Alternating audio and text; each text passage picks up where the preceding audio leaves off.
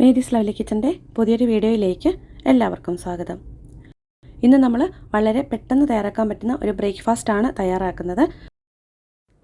ഇത് തയ്യാറാക്കാനായിട്ട് ഞാനിവിടെ 1 കപ്പ് റവ എടുത്തിട്ടുണ്ട്. ഈ റവ നമുക്ക് ചൂടായ ഒരു പാനിലിട്ട് ഒന്ന് വറുത്തെടുക്കാം. ഇപ്പോൾ ഇത് പാകമായിട്ടുണ്ട്. ഇനി ഇത് ഒരല്പം തണുക്കാനായിട്ട് മാറ്റി വയ്ക്കാം. അല്പം തണുത്തതിന് ശേഷം ഇതൊരു മിക്സിയുടെ ജാറിലേക്ക് ഇട്ട് കൊടുക്കാം.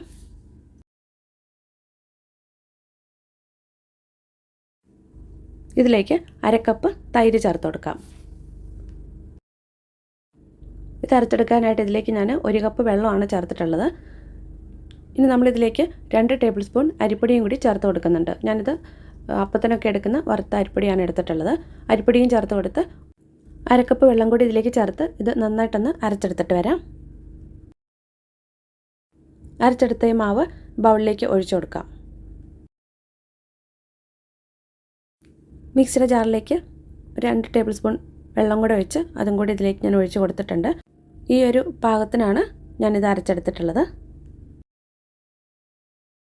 ഇതിലേക്ക് പാകത്തിനുള്ള ഉപ്പ് ചേർത്ത് കൊടുക്കാം. ഞാനിവിടെ 3/4 ടീസ്പൂൺ ഉപ്പാണ് ചേർത്തിട്ടുള്ളത്.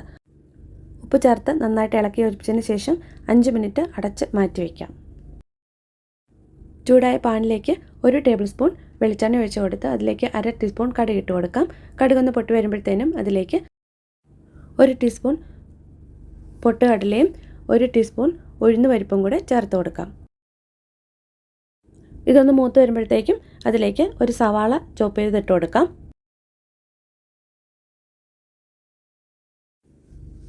ഇതിലേക്ക് ഒരു കഷ്ണം ഇഞ്ചി ചെറുതായി അരിഞ്ഞതും 1 പച്ചമുളക് ചെറുതായി അരിഞ്ഞതും കൂടെ ഇട്ട് കൊടുക്കാം. ഇതും കൂടി ചേർത്ത് നന്നായിട്ട് ഇതൊന്ന് വഴറ്റിയെടുക്കാം. സവാളയൊക്കെ ഒന്ന് വഴന്ന് വന്നിട്ടുണ്ട്. ഇതിലേക്ക് ക്യാരറ്റ് ഗ്രേറ്റ് ചെയ്ത് ഇട്ട് കൊടുക്കാം. ഞാനൊരു ചെറിയ ക്യാരറ്റാണ് ഗ്രേറ്റ് ചെയ്ത് എടുത്തിട്ടുള്ളത്. ക്യാരറ്റും കൂടി ചേർത്ത് ഇത് 2 മിനിറ്റ് ഒന്ന് വഴറ്റിയെടുക്കാം.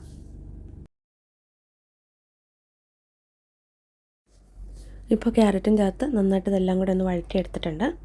നമ്മൾ നേരത്തെ വെച്ചിരുന്ന മാവാണിത്. 5 മിനിറ്റ് ആയിട്ടുണ്ട് നമ്മളത് അടച്ച് വെച്ചിട്ട്. ഒന്ന് ഇളക്കി യോജിപ്പിച്ചതിന് ശേഷം ഇതിലേക്ക് 1/4 ടീസ്പൂൺ ബേക്കിംഗ് സോഡയും ചേർത്ത് കൊടുക്കാം. ബേക്കിംഗ് സോഡ ചേർക്കുമ്പോൾ അപ്പം കുറച്ചും കൂടി ഒന്ന് സോഫ്റ്റായിട്ട് വരും. ഇത് ചേർത്തില്ലെങ്കിലും കുഴപ്പമില്ല. ബേക്കിംഗ് സോഡ ചേർത്തിട്ട് നന്നായിട്ട് ഇതൊന്ന് ഇളക്കി യോജിപ്പിക്കാം. ഇനി ഇതിലേക്ക് നമ്മൾ വഴറ്റി വെച്ചിരിക്കുന്നത് ചേർത്ത് കൊടുക്കാം.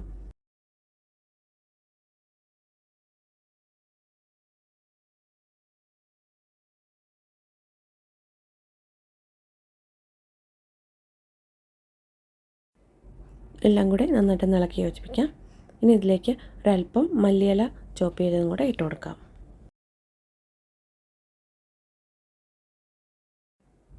നമ്മുടെ മാവ് ഇപ്പോൾ ഇവിടെ റെഡി ആയിട്ടുണ്ട്. ഞാനിത് അപ്പച്ചട്ടിയിലാണ് തയ്യാറാക്കുന്നത്. അപ്പച്ചട്ടിയിലേക്ക് 1 ടീസ്പൂൺ വെളിച്ചെണ്ണ ഒഴിച്ച് കൊടുത്തിട്ടുണ്ട്. ഇതിലേക്ക് 1.5 തവി മാവാണ് ഞാൻ ഒഴിച്ച് കൊടുക്കുന്നത്. അല്പം കട്ടിയിലാണ് നമ്മൾ തയ്യാറാക്കിയെടുക്കുന്നത്. ബൺദോശയാണ് നമ്മൾ തയ്യാറാക്കുന്നത്. മാവ് ഒഴിച്ച് കൊടുത്തിട്ട് ഒന്ന് അടച്ച് വയ്ക്കാം. ഒരു ലോ ടു മീഡിയം ഫ്ലെയിമിൽ വെച്ചിട്ട് നമുക്കിത് വേവിച്ചെടുക്കാം. ഒരു 2 മിനിറ്റ് അടച്ച് വെച്ചപ്പോഴേക്കും ഇതിൻ്റെ മുകൾ വശമൊക്കെ നന്നായിട്ട് വെന്ത് വന്നിട്ടുണ്ട്. ഇനി ഇതൊന്ന് തിരിച്ചിട്ട് കൊടുക്കാം. 1 മിനിറ്റ് അടച്ച് വെച്ചപ്പോൾ തന്നെ ഇത് 2 വശവും പാകത്തിനായിട്ടുണ്ട്. ഇനി നമുക്കിതുപോലെ തന്നെ ബാക്കിയുള്ളതും കൂടി തയ്യാറാക്കിയെടുക്കാം. 1 ടീസ്പൂൺ ഓയിൽ ഒഴിച്ച് കൊടുത്തിട്ട് ഇതുപോലെ തന്നെ കോരി ഒഴിച്ച് തയ്യാറാക്കിയെടുക്കാം. ഞാനിവിടെ അപ്പം എല്ലാം തയ്യാറാക്കി എടുത്തിട്ടുണ്ട്. 5 എണ്ണമാണ് ഞാൻ ഈ ഒരു മാവ് കൊണ്ട് തയ്യാറാക്കിയിട്ടുള്ളത്. നമുക്ക് കറി ഇല്ലെങ്കിലും ഇത് കഴിക്കാം. കറി ഇല്ലെങ്കിലും നമുക്ക് കഴിക്കാനായിട്ട് പറ്റുന്ന നല്ല ടേസ്റ്റി ആയിട്ടുള്ളൊരു അപ്പമാണ്. നമുക്കിത് ഡെക്കറേറ്റ് ചെയ്യാനായിട്ട് നമ്മൾ നേരത്തെ വഴറ്റിയെടുത്ത് വെച്ചിരിക്കുന്ന ക്യാരറ്റും ഒരല്പം മല്ലിയിലയും കൂടെ ഇതിൻ്റെ മുകളിലേക്ക് ഇട്ട് കൊടുക്കാം. ഞാനിതിൻ്റെ കൂട്ടത്തിൽ കഴിക്കാനായിട്ട് ഒരു ടൊമാറ്റോ ചട്നിയാണ് തയ്യാറാക്കുന്നത്. അതുകൂടി നമുക്ക് തയ്യാറാക്കിയെടുക്കാം. ചൂടായ പാനിലേക്ക് 2 ടേബിൾ സ്പൂൺ ഓയിൽ ഒഴിച്ച് കൊടുക്കാം. ഇതിലേക്ക് 2-3 വെളുത്തുള്ളി അരിഞ്ഞതും 1 സവാള ഒന്ന് സ്ക്വയറായിട്ടൊന്ന് കട്ട് ചെയ്തെടുത്തതും കൂടി ഇട്ട് കൊടുക്കാം. സവാളയും വെളുത്തുള്ളിയും കൂടി ഒന്ന് വഴറ്റിയെടുക്കാം. സവാള ഒന്ന് ട്രാൻസ്പെറൻ്റ് ആയിട്ട് വന്നിട്ടുണ്ട്. ഇതിലേക്ക് 1 ടീസ്പൂൺ മുളക് പൊടിയും 1/4 ടീസ്പൂൺ മഞ്ഞൾപ്പൊടിയും കൂടി ചേർത്ത് കൊടുക്കാം. ഞാനിവിടെ കാശ്മീരി ചില്ലി പൗഡറാണ് ചേർത്തിട്ടുള്ളത്. ഇനി ഇത് പച്ചമണം മാറുന്നവരെ ഒന്ന് വഴറ്റിയെടുക്കാം. അതിനുശേഷം ഇതിലേക്ക് നമുക്ക് തക്കാളി ചേർത്ത് കൊടുക്കാം. ഒരു തക്കാളിയാണ് ഞാനിതിലേക്ക് ചേർത്തിട്ടുള്ളത്. ഇതിലേക്ക് ഒരല്പം കറിവേപ്പിലയും കൂടി ചേർത്ത് കൊടുക്കാം. ഞാനിതിലേക്ക് ഒരു 5-6 കാഷ്യൂ നട്ട്സ് കൂടി ചേർക്കുന്നുണ്ട്. കാഷ്യൂ നട്ട്സ് ചേർക്കുന്നതിന് പകരം പൊട്ടുകടല ചേർത്താലും മതി.